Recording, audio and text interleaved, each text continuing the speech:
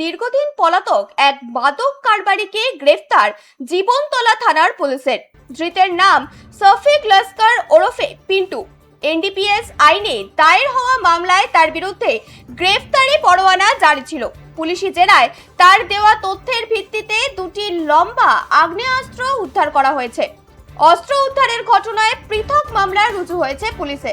সূত্রের খবর, ধৃতকে আদালতে পেশ করে পুলিশ হেফাজতের আবেদন জানানো হবে।